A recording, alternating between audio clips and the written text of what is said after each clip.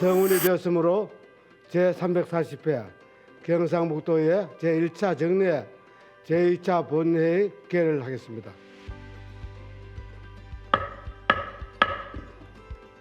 존경하는 270만 경북도민 여러분, 안녕하십니까? 구미 출신 교육위원회 소속 윤종호 의원입니다. 경북은 지방 소멸이 전국에서 두 번째로 빠르게 진행되면서 작은 학교가 많이 있습니다. 구미에 있는 제2지역구도 도농복합도시로 전교생이 50명이 되지 않는 작은 학교가 세 곳으로, 이처럼 경상북도에 있는 많은 지역은 인구 감소로 작은 학교가 사라질 상황에 처해 많은 아픔을 겪고 있습니다. 그러나 특정 지역은 같은 지역 아주 가까운 거리를 두고도 한쪽은 도시화로 쏠림 현상이 발생하여 과대 가밀학교도 있습니다. 2023년 3월 기준으로 경상북도 초, 중고학교는 총 954개 교이고 학생 수는 25만 774명으로 최근 10년간 폐교 및 통폐합 학교는 무려 99개 교에 달합니다. 본 노회는 학생 수가 1000명 이상인 큰 학교 28개교가 동일하게 겪고 있는 문제들을 구미 인덕초등학교의 사례를 들어서 모종 질문을 하려고 합니다. 임종식 교육감님 앞으로 좀 모시겠습니다. 조금 전에 말씀드린 바와 같이 우리 인덕초등학교는 36학교로 개교해서 처음에 출발부터 42학교 됐고요. 현재 66학교. 내년 1555세대가 20m 학교에 들어옵니다. 또 거기서 유발되는 학생이 무려 930명 정도 되는데 더 이상 갈 곳이 없습니다. 대책, 대안 있으면 한 말씀 해주시죠. 이 학교 설립은 사실 신설을 하는데 구조적인 문제가 있습니다. 왜냐하면 초등학교 예를 든다면 4,000세대를 기준으로 해서 신설 요건이 됩니다. 그러면 여기 학생 유발률을 0.3 정도로 보고 전국 평균 0.3입니다. 그러면 0.3이니까 4,000세대니까 4,3, 12, 1,200명 이렇게 출발을 합니다. 그렇게 하는데 다음 초등학교가 신설되려면 8,000세대가 돼야 됩니다. 그러면 4,000세대 넘어서 5,000, 6,000, 7,000 갈 때까지 이게 과밀, 과대로 가는 게 구조적인 그런 문제가 있다는 그런 안타까운 말씀을 드리고요. 지금 그건 지나간 일인데 아이들 수용을 어떻게 할 것인가 하는 문제인데 방법은 지금 신설은 사실은 어렵습니다. 위원님도 아시다시피 어렵고, 왜냐하면 조금 거리는 있습니다만 같은 지구에 원당 초등학교가 있는데 거기는 아직까지 학교가 비어 있거든요. 그래서 학부모님들이 선호하는 학교가 있고 또 빈 학교도 있고 이런 형편입니다. 그래서 학급수 인원을 늘려가 다 수용하는 것은 사실상 어렵기 때문에 지금도 입주민 대상으로 설명회를 열고 설득을 하고 있는 중입니다. 그래서 이걸 분산을 할 수밖에 없다. 그대로 가서는 학교 교육과정 운영이 어려우니까 분산을 하자는 그런 쪽으로 해서 인근에 있는 신당 초등학교 쪽으로 분산하는 그런 방법을 강구를 하고 있는데, 일전에 설명회에서는 1, 2, 3학년 학생들은 가까운데 어리니까 인덕으로 하고 4, 5, 6학년은 그래도 좀 컸으니까 신당초로 가는 방향으로 지금 설명을 드리고 있는 중입니다. 그러면 한 개 더 묻겠습니다. 네. 지금 당초의 유발률에 대해서 앞에 있는 중흥 3차, 우리 동료들 모르시겠지만 앞에 20m 앞에 있는 아파트에서 당초에는 아파트를 반을 잘라서 반은 원거리, 반은 근거리. 그래서 이제 주민들의 불평불만이 많아서 그 제도는 도입을 안 하는 거 맞죠? 예, 그것은 사실은 합리적이지 못합니다. 예, 알겠습니다. 예. 그럼 지금 말씀하신 우리가 이제 한 50% 정도는 저학년은 가까운 인덕초에 가고 4, 5, 6학년은 근거리에 신당 초등학교를 가는 거로 그렇게 이해하면 되겠습니까? 예, 그렇게 하고 그다음에 지금 원당이 희망학교로 되어 있습니다. 그는 지금 아직도 8학급이나 비어 있어가지고 신축 똑같이 20년도 지었는데 아직 학급을 채우지 못하고 있기 때문에 거기에 희망하는 학생들, 학교를 채우기 위해서 희망학교라는 이름으로 학생들을 스스로 오도록 하기 위해서 연간 3억 정도를 더 프로그램을 지원하고 있습니다. 그래서 또 제가 또 안타까운 부분들이 우리가 실은 보시다시피 우리 유치원 어린이집도요 사이즈 규모의 크기에 대해서 적정 인원을 받도록 되어 있죠. 제가 드리고 싶은 말씀도 지금 정원제에 대한 부분이 없기 때문에 무상교육이기 때문에 받는다 말씀하셨는데 예. 무상교육이라 하는 핑계로 완성학급을 지어놓고 학생들이 들어갈 수 있는 데만큼 무조건 다 집어넣는 거예요. 지금 보시다시피 저 83학급 저것도 감독님께서 말씀하신 26명을 28명 조정했을 때 약 83학급. 예, 예. 그래서 이런 부분들이 왜 우리 아이들이 무상교육이라 하는 의무교육 예. 이 미명 아래 이 학습권이 침해되고 특별교실, 뭐 아까 말씀드린 운동장, 체육실 모든 부분들이 지금 참식당으로 침해되고 있지 않습니까? 예, 그 점 저도 안타깝게 생각합니다. 이 부분에 대해서 감독님께서 대한 대책은 없습니까? 예, 저도 참 안타깝게 생각하는데 말씀드린 것처럼 이 신설학교를 새로 짓는 그 구조 자체가 4,000세대 다음에는 8,000세대 돼야 되니까 그 과정 그 가는 데까지는 과밀한 이런 형편이 어쩔 수 없는 형편이 있고 또 교육부로 봤을 때도 지금 아이들이 급격히 지금 줄고 있습니다. 우리 경북만 하더라도 초등학교 2학년이 전체 경북에 2만 명입니다. 근데 지난해 태어난 아이들은 11,002명입니다. 이렇게 반토막 날 정도로 줄고 있으니까 조금 불편은 있지만은 그걸 다 헤아리지 못하고 있는 그런 참 어려움이 있습니다. 답변하시는 저도 안타깝게 분들, 생각합니다. 예. 우리 지금 계시는 우리 의원님들 계시는데 예. 농출을 두고 있는 의원들 이해가 갑니다.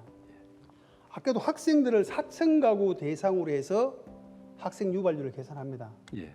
그럼 시골에 가셔가지고 4천 가구 있는 80대 어르신한테 유발률을 조사하면은 제가 한두 명도 안 나올 것 같아요.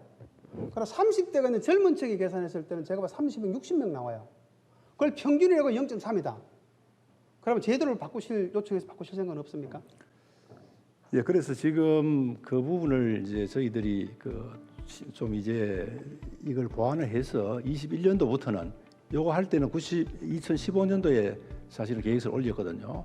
이 올리는 게 처음에 학교 설립 계획서를 올리는 단계가 분양 공고만 하면 바로 올립니다.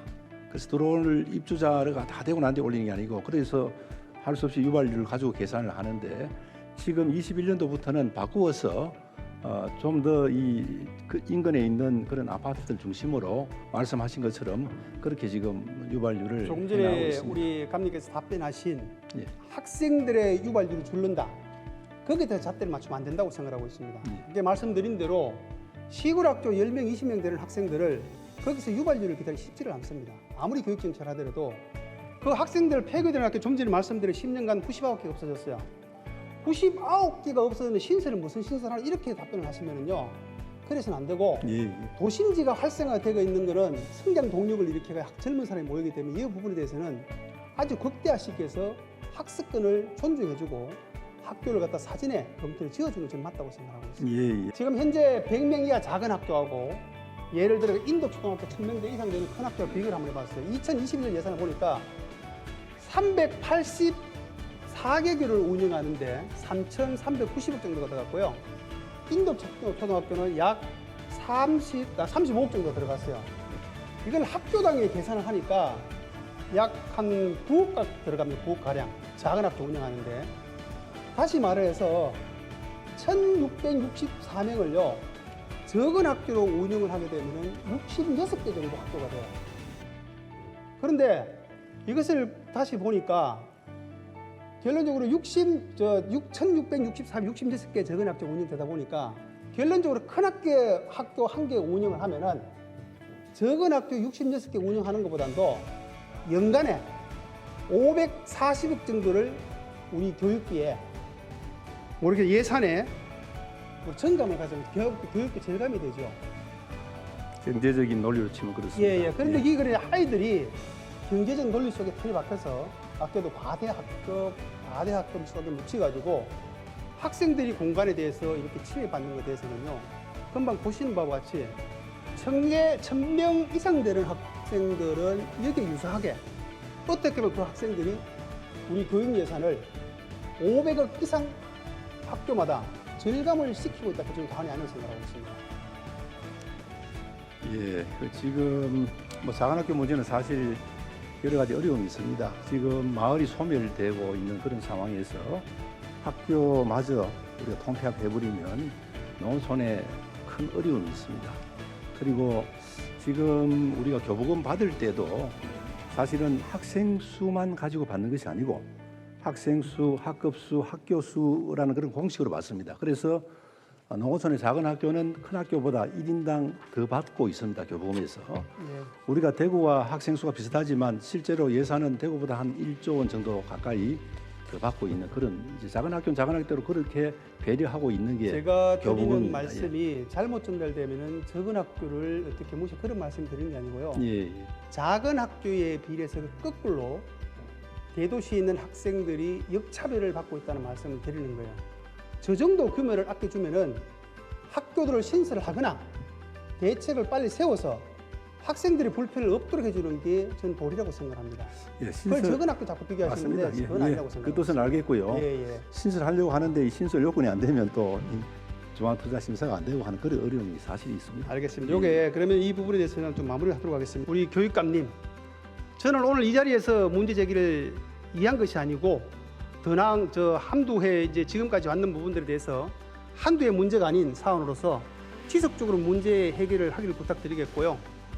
함께 고민했으면 하는 생각을 들고 있습니다. 마지막으로 우리 교육감님께 간곡히 다시 한번 부탁드리겠습니다. 존경하는 270만 도민 여러분, 그리고 포항 시민 여러분, 반갑습니다. 포항 출신 국민의힘 농수산위원회 서석영 의원입니다. 먼저 기후변화에 따른 경상북도 차원의 대응 계획 수립에 관해 질문을 드리겠습니다. 현재 지구온난화로 전 세계 급격한 기후변화와 이상기온이 발생하고 있습니다. 우리나라의 경우 기온이 상승이 세계 평균보다 2배 이상 빠르게 진행되고 있습니다. 이 같은 기후환경 변화로 홍수, 가뭄, 산불, 우박 등 전국적으로 자연재난이 증가하고 있으며 동해안 등 연안 지역은 태풍 발생 증가와 해수면 상승, 연안 침식에 따른 하천 범람으로 수해 피해가 날로 커지고 있습니다. 다음은 기후변화에 따른 산불 증가입니다. 최근 3년간 경북에서 발생한 산불 피해 면적이 전국의 63%를 차지하고 있습니다. 2010년까지만 해도 전국 산불 피해 면적의 10% 수준이었는데 이제는 경북이 전국 최대 산불 피해 지역이 되었습니다. 지사님께 묻겠습니다. 현재 급격한 기후 변화와 관련하여 경상북도 도차원의 종합적인 대응 계획은 무엇이며 이와 연계한 학술 용역 추진 필요성에 대해 도지사님의 견해를 밝혀주시길 바랍니다. 먼저 많은 관심을 갖고 말씀해 주신 기후변화 대응계획 수립에 대해서 말씀드리겠습니다. 이제는 기후변화가 아닌 기후위기라 해야 할 정도로 산불, 태풍, 폭우의 빈도와 강도가 커지고 있습니다. 지난해 발생한 울진 대형 산불은 30년 평균 강수량의 14.7%에 그친 겨울 가뭄이 산불 피해를 키웠다고 분석하고 있습니다. 태풍, 흰난로 역시 3년 동안 이어진 라니냐 현상과 지구온난화로 인한 바닷물 온도 상승으로 발생했다는 것이 전문가들의 견해입니다. 이렇듯이 기후위기는 우리 삶 가까이 와 있습니다. 특히 올해는 기상청에서 엘니뇨가 발생할 것으로 예측하고 있어 더 덥고 습한 여름이 될 전망이며 태풍의 위력도 강해질 수 있어 그 어느 때보다도 철저한 대비가 필요한 상황입니다. 지난해 발생한 피해를 반복하지 않기 위해 여름철 자연재난 대책기간 5월 15일에서 10월 15일 동안 24시간 상황관리 체계를 유지하고 본격적인 장마철 이전까지 시군 및 유관기관과 극한 강우 대비 대응 훈련을 실시해 재난 대응 역량을 높이며 수중 방파제 호황과 같은 침식 방지 시설을 설치하거나 모래를 보강하는 연안 정비 사업을 통해 연안 피해도 대응해 나가겠습니다. 산불 관련 대응에 대해 말씀드리겠습니다. 지난해 울진 산불을 계기로 전국 최초로 119 산불 특수 대응단을 신설하였고 소각을 금지하는 행정명령까지 발령하여 도내 산불은 전년 동기 대비 35%가 감소했습니다. 여기에 만족하지 않고 2026년까지 10,000리터 이상의 담수안을 가진 초대형 헬기를 도입해 산불 진화 역량을 강화해 나가도록 하겠습니다. 기후변화 대응 상시 계획에 대해 말씀드리겠습니다. 경상북도는 지난해 9월 2050 탄소 중립을 위한 경상북도 기후변화 대응 계획을 수립했고 정책 사업들을 추진해 나가고 있습니다. 경상북도의 기후변화 대응 정책은 한마디로 위기를 기회로 활용하자입니다. 우리 경북의 강점인 원자력 발전을 윤석열 정부와 함께 정상화하여 지난해 연말 신한울 1호기도 정상 가동하였고 울진의 원자력 수소 산업단지와 경주의 SMR 산업단지를 국가 첨단 산업단지 후보지로 지정받았으며 2030년에는 신한울 3, 4호까지 건설된다면 경북은 탄소 발생 없이 생산된 청정에너지로 수소를 생산하고 포스코 수소하는 제철 등 대규모 소비처가 결합된 국가 수소 경제의 중심지로 도약하리라 기대하고 있습니다. 이러한 비전을 담은 동해안 클린에너지 클러스터 구축 방안을 다음 중앙지방협력회의에 대통령께 보고드리고 지역산업 재구축의 모범 사례로 제시할 예정입니다. 향후 사업에 대한 구체적인 계획이 확정되면 포항지정특별법을 근거로 포항시와 함께 행정안전부와 산업통상자원부에 적극 건의하도록 하겠으며 의원님의 적극적인 관심과 지원을 부탁드리겠습니다. 다음으로 태풍 흰남노 사후 피해 복구에 대해 질문을 드리겠습니다. 치수는 예년부터 국가 운영의 기본이며 보호해야 하는 지방정부의 최우선 책무입니다. 경북에선 작년 흰남노로 안타깝게도 10분의 도민이 목숨을 잃는 참사가 생겼으며 4,200세대 9천여 명의 이재민이 발생했습니다. 사유재산 피해 또한 4만 2천 건의 피해액만 1조 2천억에 달했습니다. 이처럼 수해가 발생할 수 있는 여름이 오기 전에 피해 복구에 사전 예방 공사가 신속히 추진되어야 함에도 경상북도는 금년 5월 중순에서야 착공에 들어갔습니다. 지사님, 재복구 시스템 개선, 소하천 관리 기준 강화 등 수해 예방 공사 체계를 어떻게 보완할 계획이며 도민들의 재산 보호를 위해 풍수해 보험 가입 의향이 있으신지 답변해 주시길 바랍니다.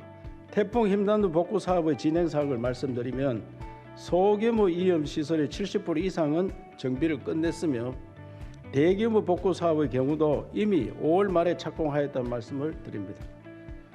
5월 달에 너무 늦었습니다만은 이거 절차상이 복잡한 관계로 쉽지 않다는 말씀을 드립니다. 저도 참 답답합니다. 이거 왜 연초부터 하지? 5월 달 돼야 착공이 됐느냐. 그래서 더 연구를 하자 이렇게 반성도 하고 있습니다. 형산강 홍수 통제소 설치에 대한 질문을 드리겠습니다. 형산강 유역은 100만 명의 인구가 밀집해 있고 또한 국가기관산업단지와 신라천년의 국가문화재와 유네스코 세계문화유산이 강변의 산재에 있어 이를 보호하기 위해서도 조치가 빨리 이루어져야 합니다. 지사님께 묻습니다. 형산강 홍수 통제소 설치를 위해 경상북도 행정수장이자 시도지사 협의회장으로 대통령께 강력히 건의하여 주시고 이를 반드시 실현해 주실 것을 촉구드립니다. 먼저 많은 관심을 갖고 질의해 주신 국가천 형산강 준설공사에 대해 말씀드리겠습니다. 국가천인 형산강을 관리하는 환경부 낙동강 유역환경청에서는 현재 하천 기본계획 및 전략환경영 평가를 추진 중에 있으며 우리 도에서는 태풍 및 집중호우 시 형산강 유역 범람 피해를 사전에 예방하기 위하여 준설공사를 시행될 수 있도록 작년 9월 환경부에 제방축조 양안 60.7km, 보호교랑 9개소, 준설 1250만 누배, 형산강 배수 영양권 사업 8개 지방하천 12km 개선 복구 등을 건의하였으며 조속한 시일 내에 건의 사업이 착수될 수 있도록 지속적으로 노력하겠습니다. 다음으로는 포항 내영천 상류의 항사댐 조기 착공에 대해 질문을 드리겠습니다. 지난해 흰남노로 막대한 피해를 입은 포항 지역의 항구적인 방제 대책은 바로 내영천 상류의 항사댐 건설입니다. 포항시 남구 5천억 항사리 일원에 건설되는 항사댐은 저수 용량은 약 500만 톤 규모로 홍수 조절을 목적으로 추진 중에 있습니다. 황사댐이 완공되면 포항 남구 지역은 홍수 피해를 확실히 예방할 수 있으며 치수 안정성 확보를 통하여 하루 지역 주거지와 철강 산업단지가 자연재해로부터 안전하게 보호될 것입니다. 이에 지사님께 묻습니다. 포항 황사댐 조기 착공을 위한 경상북도 차원의 대응 전략이 무엇인지 답변해 주시길 바랍니다. 마지막으로 포항 냉천 상류 항사댐 조기 착공에 대하여 말씀드리겠습니다. 집중호우에 적극적으로 대응하기 위해서는 냉천 지류 하천인 신광천 상류 항사댐 건설은 꼭 필요한 사업입니다. 도에서는 포항시와 함께 관련 부처인 환경부에 수차례 방문하여 댐 사업성의 필요성을 적극 설명하였고 작년 9월 태풍 흰남노로 인해 냉천 지역에 유례없는 태풍 피해가 발생하여 환경부 장관과 기재부 장관이 피해 현장을 직접 방문 시 항사댐 건설 사업의 촉구와 국비 지원을 적극 건의하였습니다. 아울러 금년 3월 포항시는 한국수장공사와 항사댐 건설의 조기 추진을 위한 위수탁 협약을 체결하였으며 6월 현재 타당성 조사 용역 발주 및 입찰 공고가 진행 중에 있습니다. 앞으로 댐 건설 기본계획 수립 고시 등 행정 절차를 충실히 이행하고 항사댐 건설이 조기에 착공될 수 있도록 최선을 다하겠습니다. 감사합니다. 이철우 지사님, 우리 경북은 자연재해에 대한 사전 예방의 필요성을 작년에 너무나 뼈아프게 겪었습니다. 이와 같은 피해가 다시는 반복해서는 안 되며 철저히 예방과 사전 대책으로 도민들의 생명과 재산을 안전하게 최우선으로 보호해야 합니다. 이를 위해 첫째, 급격한 기후변화가 경북 지역에 어떠한 영향을 주는지 면밀히 분석하고 이에 효율적으로 대응하기 위한 경북형 기후변화 대응계획을 조속히 수립해 주시길 바랍니다. 둘째, 태풍 발생 이후 다음해 3월 이전 수협 공사가 착공될 수 있도록 재복구 시스템을 전면 개선하여 주시고 소하천 하상 준설 지연에 따른 피해 방지를 위해 관리 기준 강화를 관련 제도를 반드시 정비하여 주시길 바랍니다. 셋째, 선제적 홍수 대응과 근본적 피해 예방을 위해 형산강 홍수 통제소 설치와 포항 항사댐 조기 착공을 정부에 보다 강력하게 요청하고 설득하여 주시길 바랍니다. 우리 도민들이 안심하고 생업에 종사할 수 있도록 경상북도에 보다 적극적인 행정을 요청하고 도민들이 생명과 안전을 최우선적으로 생각하는 항구적인 자연재해 피해 방지 대책 마련을 강력히 촉구하면서 이상으로 도정질문을 마치겠습니다. 먼저 서석영 의원님께서 질문하신 태풍 발생 이후 재해복구 시스템 개선건에 대해 답변드리겠습니다. 작년 9월 태풍 흰남노와 같은 자연재해가 발생되면 중앙합동조사반의 피해 조사 후 복구 계획 확정까지 통상 3-40일이 소요되고 그에 따른 복구 예산은 대부분 연말에 편성됩니다. 소규모 복구 사업은 6월까지 70% 이상이 완료되지만 개선 복구 사업과 같은 피해 규모가 큰 사업은 설계 용역과 행정 절차에 6개월 이상의 기간이 소요됩니다. 이러한 문제점을 해소하기 위해 설계 용역 기간 중 행정 절차 동시이행과 긴급 입찰제, 편입 토지에 대한 수용 재개를 병행 추진하고 있습니다. 향후 행정 절차를 단축 간소화하는 방안에 대해서도 중앙부처와 지속적인 협의를 통해 개선해 나가도록 하겠습니다. 다음 풍수의 보험 가입 현황 및 주민부담금 예산 지원에 대해 답변드리겠습니다. 풍수의 보험은 주택, 온실, 상가, 공장 등에 대해서 태풍, 홍수는 물론 해일, 강풍, 지진 피해도 보상받을 수 있어서 큰 혜택이 주어지는 제도입니다. 보험료의 70% 이상이 차등적으로 지원되기 때문에 가입자는 최대 30% 정도만 부담하면 됩니다. 우리 도는 지난 4월 말 기준 주택은 19%, 상가, 공장은 37%로 가입률이 저조한 편입니다. 그 이유를 보면 풍수의 발생 빈도가 특정 시군에 편중됨에 따라 시군별 가입률이 크게 차이가 나고 있습니다. 앞으로 보다 많은 도민들이 가입할 수 있도록 시군과 함께 이 통장회의, SNS 등 현장 홍보를 강화해 나가도록 하겠습니다. 이상으로 답변을 마치겠습니다. 존경하는 270만 도민 여러분, 안녕하십니까? 김천 출신 건설소방위원회 소속 이유청입니다. 오늘 본 의원은 사드 배치 부지 선정과 지적 재조사 사업 그리고 교육청의 통폐합 학교 지원 기금 등에 대한 문제점을 점검하고 미래를 향한 방향을 모색하고자 합니다. 먼저 사드 배치 부지 선정 문제에 대해서 질문드리겠습니다. 첫째, 부지 선정 당초의 성주업 성산포대에서 현재의 초전면 골프장 부지로 변경된 사유에 대해 말씀해 주시기 바랍니다. 둘째, 사드 배치 마을에 집을 구해 들어가 살겠다던 지사님의 약속을 언제 실천하실 것인지도 말씀해 주시기 바랍니다. 물론 현재 도지사의 신분이라 당장 힘들 수는 있겠지만 약속을 지키는 이철호가 되어 몸소 전자파의 무효성을 입증해 주시기 기대하겠습니다. 셋째, 국회의원 시절 사드 배치 지역에 은퇴자 마을을 만들자고 제안하신 적이 있습니다. 이제 사업을 집행할 수 있는 도지사가 된 만큼 사드 배치 지역의 은퇴자 마을이나 전원주택단지 조성을 지금부터라도 추진해서 약속을 지켜야 한다고 생각하는데 지사님의 의견과 향후 계획에 대해 말씀해 주시기 바랍니다. 넷째, 현재 대구에 주돈 중인 54당 등 군부대의 이전 사업을 최적지로 김천을 추천해 주시기 바랍니다.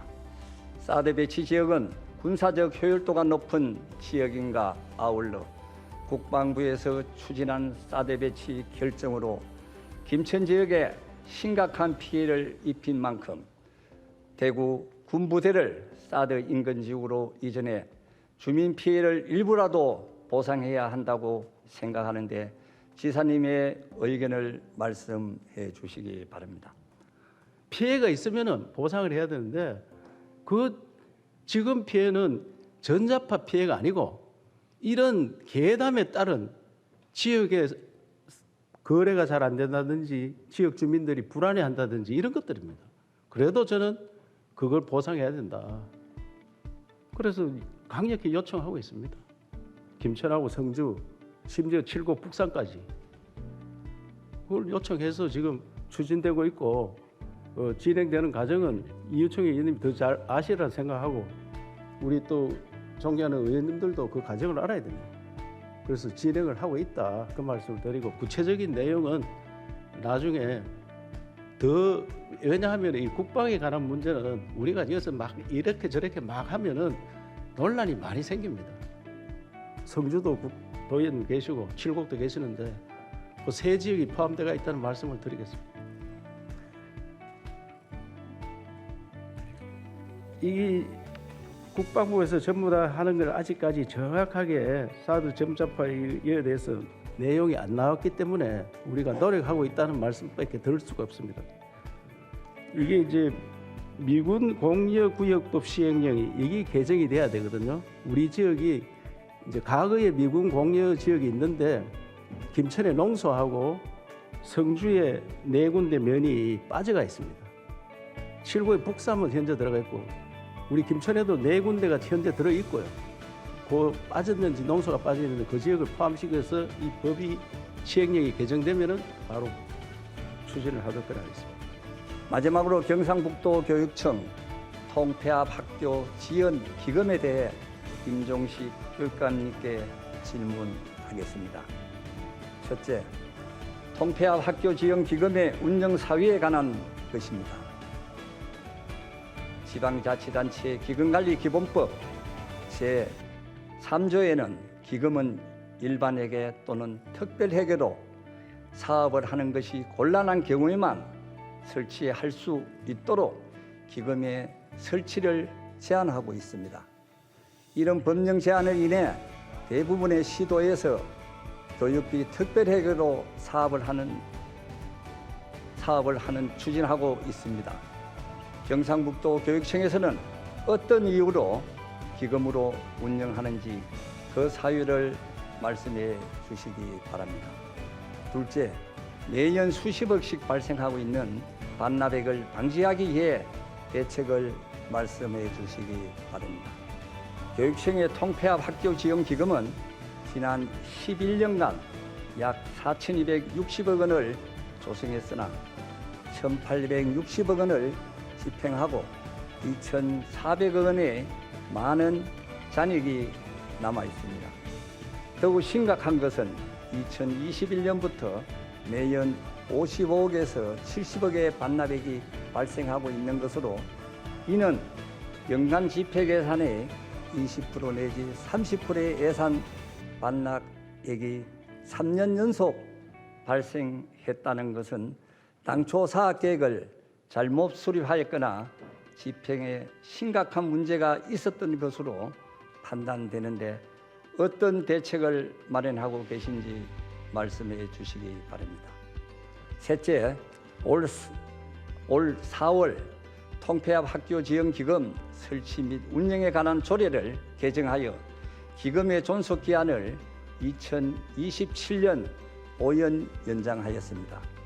기금의 상위법인 지방자치단체 기본관리법에 5년 범위 내의 기금을 존속할 수 있는 기한을 연장할 수 있다고 규정된 만큼 더 이상 존속 기간이 연장이 어렵습니다. 교육관께서는 통폐합 학교 지원 기금 존속 기한인 2027년까지의 기금 집행 계획에 대해 말씀해 주시기 바랍니다. 먼저 학교 통폐합 지원금을 기금으로 운영하는 사유에 대해서 말씀을 드리겠습니다. 말씀하신 것처럼 우리 교육청에서는 2013년도 전국 시도교육청에서 최초로 통폐합 학교 지원 기금 설치 및 운용에 관한 조례 및 시행 규칙을 제정을 했습니다.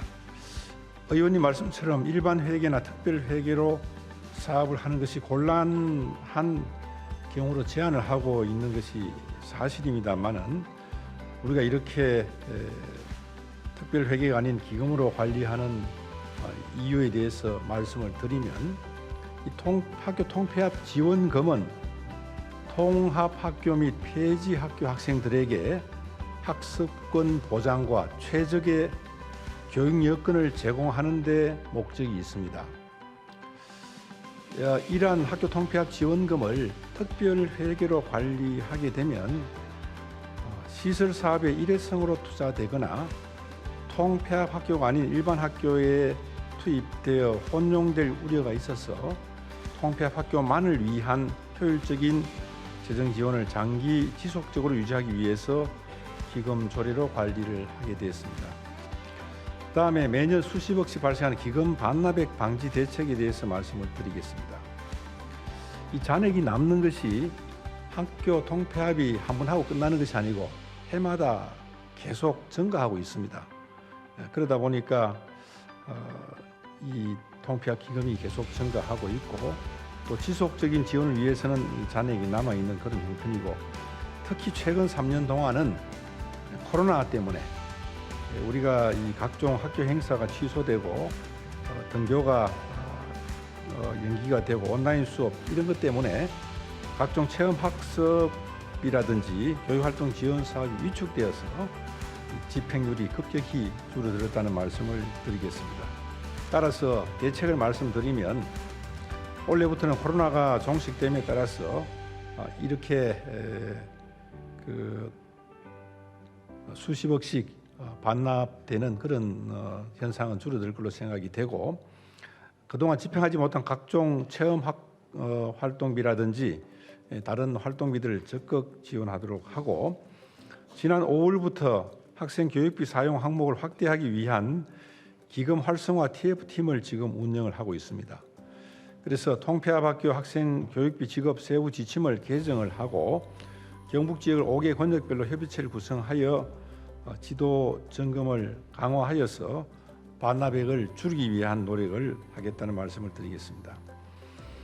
끝으로 통폐합학교 지원기금의 존속기한 만료 시점인 2027년까지의 기금 집행 계획에 대해서 말씀을 드리겠습니다. 교육부의 통폐합기금 지원금 또한 2013년도에 220억 원으로 출발했는데 올해까지 그 누적액이 3,732억 원으로 증가를 하게 되었습니다. 교육부의 통폐합 기금이 매년 통폐합 학교 수에 따라서 최소 40억 원에서 최대 930억 원 정도가 발생하다 보니 통폐합되는 학교의 안정적이고 효율적인 재정 지원을 위한 기금의 설치 목적을 달성하기 위해서는 존속 기한 연장이 불가피하다는 말씀을 드리겠습니다. 우리 교육청과 학교 학생들을 향한 의원님의 관심과 고견에 감사를 드리며 답변드린 내용을 실천하기 위해 최선을 다하겠다는 말씀을 드리면서 답변을 마치겠습니다. 고맙습니다. 이상으로 오늘 상정된 안건을 모두 처리하였습니다. 제3차 본회의는 6월 26일 11시에 개의토록 하겠습니다. 모두 수고하셨습니다. 산회를 선포합니다.